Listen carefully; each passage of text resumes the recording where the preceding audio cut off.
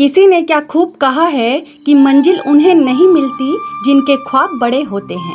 मंजिल उन्हें नहीं मिलती जिनके ख्वाब बड़े होते हैं, मंजिल तो उन्हें मिलती है जो जिद पे अड़े होते हैं। क्यों गए थे पांडव लंका और कैसे पांचों पांडव कुंभकर्ण की खोपड़ी में डूबने लगे? किसने बचाया पांडवों को डूबने से? क्या था आखिर खोपड़ी का रहस्य? यह कथा द्वापर युद्ध के अंतिम चरण की है, जहां महाभारत का युद्ध होने वाला था, जिसके चलते कौरव और पांडव अपनी अपनी सेना एकत्रित करने में लगे थे। कौरव और पांडव दोनों पक्ष को सेनाओं की आवश्यकता थी, इसलिए दोनों पक्ष अपने सगे संबंधियों या जानकारों को युद्ध के लिए आमंत्रण भेज रहे थे। एक दिन पांडव अपनी माता कुंती के पास गए, जहां उन्होंने चिंतित होते हुए कहा कि माता, यह युद्ध हम कैसे जीतेंगे, क्योंकि कौरवों के पास सेना की तादाद है। तभी माता कुंती पांडवों को सेना के लिए दक्षिण दिशा में जाने की बात कहती हैं, जहां पर मौजूद थी लंका। पांचों पांडव माता कुंती से आज्ञा लेकर लंका के लिए निकल गए। रास्ते में उन्होंने भगवान शिव के दर्शन किए। लंका तक जाने का इकलौता मार्ग था राम सेतु, जो कि उस समय टूटा हुआ था। इसलिए लंका जाने के लिए उस क्षेत्र के लोग राम सेतु की मरम्मत किया करते थे। उसी सेतु के माध्यम से पांडव लंका पहुँचे। तब उन्होंने वहां पहुंचकर माता मंदोदरी से भेंट की। माता मंदोदरी से मिलते ही पांडवों ने माता मंदोदरी को प्रणाम किया और कहा कि आर्यवर्त में अधर्म फैल चुका है, जिसके चलते हमें अपने सगे संबंधियों के साथ एक विशाल युद्ध में कूदना पड़ रहा है, जो धर्म और अधर्म की डोर को समेटे हुए है। हम अपनी माता कुंती के आदेश से ही यहाँ आए हैं और आपसे चाहते हैं कि आप अपनी विशाल सेना से महाभारत के युद्ध में हमारा समर्थन करें।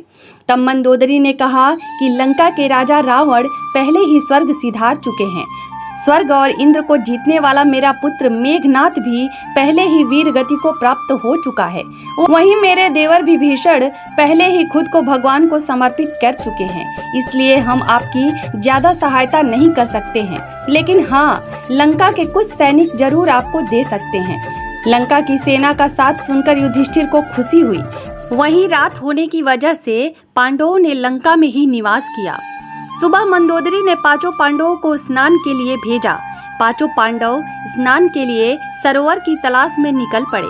तभी उन्हें एक सरोवर दिखा, लेकिन आपको बता दें कि वह सरोवर नहीं बल्कि कुंभकर्ण की खोपड़ी थी। जैसे कि पांचों पांडव स्नान करने के लिए खोपड़ी में उतरे तो पांचों उस सरोवर में डूबने लगे। उन्हें कुछ समझ में नहीं आ रहा था कि आखिर उनके साथ ऐसा क्यों हो रहा है। तभी वहां मौजूद एक ग्वाले ने पांडवों को खोपड़ी में डूबते हुए देखा और यह बात जाकर माता मंदोदरी को बताई। मंदोदरी पांडवों की मदद के लिए सरोवर पहुंची। उन्होंने खोपड़ी को उल्टा दिया और पांडवों को डूबने से बचाया। पांडवों ने माता मंदोदरी से पूछा कि आपने सरोवर को कैसे उल्टाया। तभी माता मंदोदरी बताती हैं कि यह सरोवर नहीं बल्कि मेरे देवर कुंभकर्ण की खोपड़ी है। यह सब सुनते ही पांचों पांडव एक पल के लिए हैरान रह गए। इसी के साथ माता मंदोदरी ने पांडवों को रावण की कथा भी सुनाई कि कैसे वो अधर्म के मार्ग पर चलते हुए भगवान श्री राम के हाथों मारे गए। मंदोदरी ने पांडवों को कहा कि अगर तुम धर्म के साथ हो तो निश्चय ही जीत तुम्हारी होगी। तुम्हारी सेना बड़ी हो या छोटी, इससे कोई भी फर्क नहीं पड़ता। और इस तरह पांचों पांडवों को माता मंदोदरी से एक बड़ी सीख मिली। पांडवों को रावण की पत्नी मंदोदरी के पिता से कौन कौन से हथियार मिले थे? यमुना नदी के किनारे एक बीहड़ वन था, जिसका नाम खांडव वन था। पहले इस जंगल में एक नगर हुआ करता था, फिर वह नगर नष्ट हो गया और उसके खंडहर ही बचे थे। खंडहरों के आसपास वहां जंगल निर्मित हो गया था। इस जंगल में लाखों सर्प और जंगली जानवर रहते थे। पांडवों के समक्ष अब उस जंगल को एक नगर बनाने की चुनौती थी। भगवान श्री कृष्ण अर्जुन को खांडव वन ले जाते हैं और वहां वे उस वन खंडहरों को दिखाते हैं। अर्जुन ने पूछा कि हम इसे कैसे अपनी राजधानी बनाएंगे। तब श्री कृष्ण विश्वकर्मा का आह्वान करते हैं। विश्वकर्मा प्रकट होकर कहते हैं कि हे प्रभु, इस खांडव प्रस्थ में मायासुर ने नगर बसाया था, जो आज खंडहर हो चुका है। मयासुर यहाँ के चप्पे चप्पी को जानता है, तो क्यों नहीं आप उसी से राजधानी बनाने को कहते हैं। कुछ जगह पर यह भी उल्लेख मिलता है कि जब अर्जुन ने खांडव वन में आग लगा दी थी तो मयासुर भी तक्षक नाग की तरह अपनी जान बचाकर भाग गया था।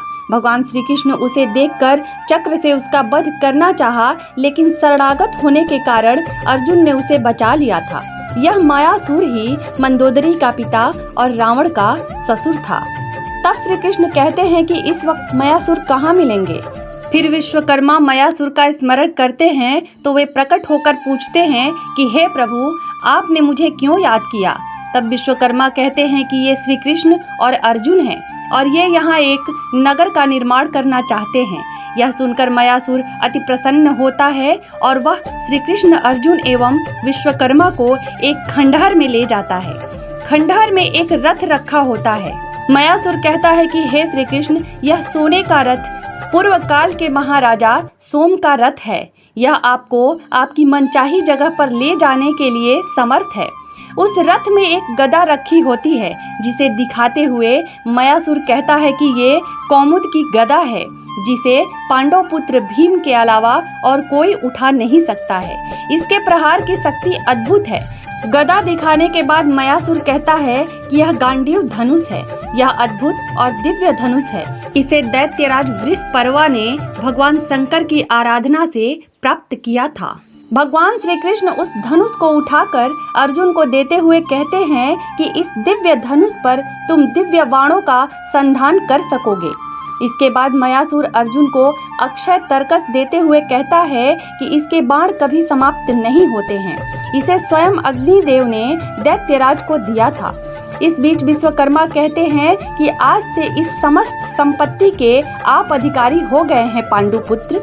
अंत में श्री कृष्ण कहते हैं कि मयासुर, तुम्हारी इस कृपा का हम प्रतिदान तो नहीं दे सकते, लेकिन हम वचन देते हैं कि जब भी तुम हमें संकट काल में स्मरण करोगे तो मैं और अर्जुन तुरंत ही वहां पहुंच जाएंगे। मयासुर यह सुनकर प्रसन्न हो जाता है। बाद में विश्वकर्मा और मयासुर मिलकर इंद्रप्रस्थ नगर को बनाने का कार्य करते हैं।